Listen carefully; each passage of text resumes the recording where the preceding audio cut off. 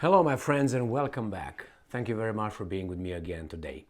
Now, if the American media outlets report it, that means that things are done. And I'm talking about Soledar and Bakhmut. If this article would come from the Russians, then I would say, yeah, okay, exaggerations, that's fine. If it would come from the Ukrainians, again, would be like, very concerning. But it comes from the Americans. So usually it's like this. Ukrainians come with a piece of information, and it's like, oh, we're going to tell you what happened, so you don't hear it first from a different location. And then if after about a day or two, the Western mass media picks the same article. Now this is the first one coming. It's not coming from the Ukrainians, it's coming from the Americans. So, and it's today, the 10th of January 2023. And it's coming from ABC News, if you can believe that one. But hey, you use whatever. And this is the title. Russia nears breakthrough in savage assault on eastern Ukraine. Russian forces appear close to capturing a small but strategically important town on the front lines of the war in eastern Ukraine. Russian soldiers and the Wagner Group's mercenary fighters are engaged in a bitter fighting for the mining town of Soledar. Officials in Kiev and its Western allies said Tuesday, today, control of which could finally hand them a breakthrough in their bid to seize the key nearby city of Bakhmut. So I'm assuming already Soledar is gone and Bakhmut is already gonna be boo. We'll find out, right? Time and patience. Now, Moscow's troops has escalated their assault on defensive positions around Bakhmut, the officials said, after months of fierce fighting that has left the once thriving city in the industrial Donbas region largely ruined. Control of Bakhmut would likely be seen as a significant, if costly, victory for the Kremlin, which has suffered repeated setbacks on the battlefield and rare signs of disquiet at home as the war approaches the one-year mark. It would also boost the standing of Yevgeny Prigozhin, the founder of the Wagner Group and an ally of Russian President Vladimir Putin, who has emerged as the public face of the war behind his vocal criticism of Moscow's establishment military leaders. Now, it's interesting that they will make it, downplay it, but on the other hand, they can't. Because after that, it seems like the Russians are going to go in one direction, and that's not a good direction. Russia, not good for Ukrainians or for the West, Western sponsors. Russia has struggled to advance in the area for months. Well, it's all gone right now. Russia's soldiers and fighters from the Wagner mercenary group, it's the second time when these guys are telling the mercenary groups, were likely in control of most of Soledar, 6 miles northeast of Bakhmut, the British Defense Ministry said in its daily intelligence briefing on the war Tuesday. Today, the move to take Soledar was, it said, and I'm quoting, highly likely an effort to envelop Bakhmut from the north and to disrupt Ukrainian lines of communication, end quote. Well, and then we have obviously Zelensky coming and saying that, maybe, we're going to do this, maybe we're going to not do that.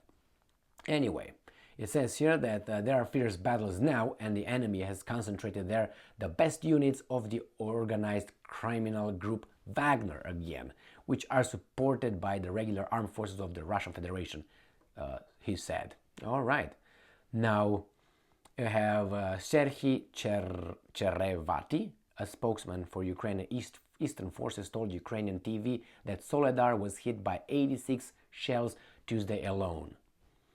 The Moscow-backed leader of the occupied area of Donbas, Denis Pushilin, told Russian state TV on Tuesday that Russian forces were, and I'm quoting, very close to taking Soledar, but that the gains were coming at a high price. Taking the town would create good prospects to then take Bakhmut, he said. Remember here, in quotation marks are very close, and then he says the gains were coming at a high price, does not in quotation mark. So that is ABC News, just so you know. I'm probably there, everywhere where I saw the developments in Bakhmut or in Soledar, they say that the losses were great, but on both sides. Now, let's see. Bakhmut has become a symbol of Ukraine's defiance against Russian aggression. Okay, well, what can I say? Prigozhin, that's a guy from the Wagner Group. Prigozhin has spoken of the strategic importance of the area's mines. It not only has the ability to hold a big group of people at a depth of between 80 and 100 meters, about 260 to 330 feet, but tanks and infantry fighting vehicles can also move about. He was talking about the catacombs, the salt mines in the area, which they say it has about 100 miles tunnels and big rooms where they can have tanks, they can have all kind of defensive equipment and military. So it's not only about the mines that they're going to extract something. Anyway, let's see what else these guys are saying. Now we have that the Institute of Study of War, a think tank in Washington, not very objective to say the least. I used to like them at the beginning, but then they just veered toward the the accepted view or the pushed view that we all have to follow, which we're not good at.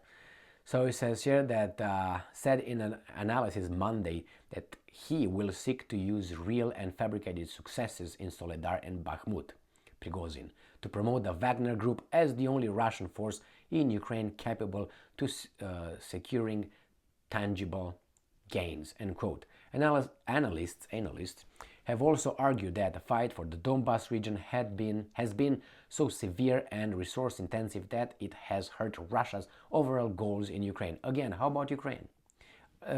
It hurt Russia's overall goals.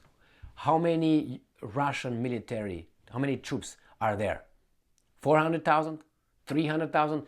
500,000 people? With Wagner, with all the mercenaries that you can put, 500,000. What's the population of Russia? 146,000 millions, I'm sorry, 146 million. So what are you talking about? Hurt what? The Russians are fighting with this. And they did this little partial mobilization, little one, and they employed the second one. So now they have two fingers fighting here. What are you talking about? It hurt what? It's like you have, 100 fighters right here and you employ two. And they go in over there and fight. You say, yeah, they barely make it, man. They hurt Emil's military. Mofo, I have 98. I choose not to send them over there for certain kind of reasons. So what are you talking about? Again, these guys are weasels, big weasels. The battle for the Donbas bled the Russian military of manpower. Again, at a time when it lacked the forces to both hold, capture territory and continue offensives. The Foreign Policy Research Institute, a think tank in Philadelphia, said in a paper in December, would you listen to these guys again? I wouldn't listen to either of them. Because what they say is false. Not false. Very short-sighted. They say, well, it drained the Russian military dry. What? If Russia wants to conduct a general mobilization, it can conduct at least 30 million people. 30 million. What are you talking about, Bled? This guy did not employ 300,000, 400,000 of the regular Russian military. How much is $400,000 again? Jesus Christ, money. 400,000 people versus 400,000 people versus 30 million. What are you talking about? Anyway, I'm pretty sure the Russians are already done over there in Soledar. If these guys report that they're most likely, that means they're way ahead. Why? Because they always minimize the enemy's successes and maximize their losses. Did you hear how they maximize the losses and how they minimize the how we want to call it, the success? But if they have to report it, that means the situation is pretty bad. Thank you very much for being with me again today. Stay strong, stay smart, look for the truth, and be just.